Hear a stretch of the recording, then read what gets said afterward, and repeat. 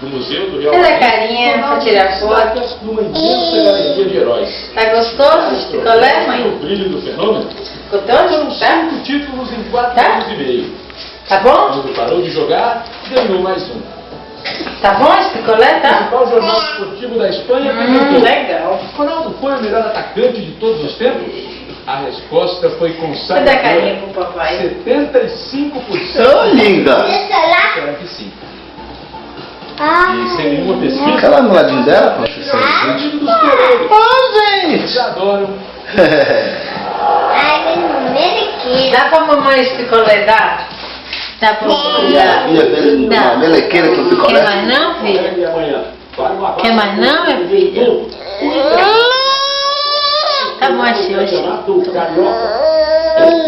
Bom, pelo menos esse é o pensamento de alguns jornalistas mexicanos, viu?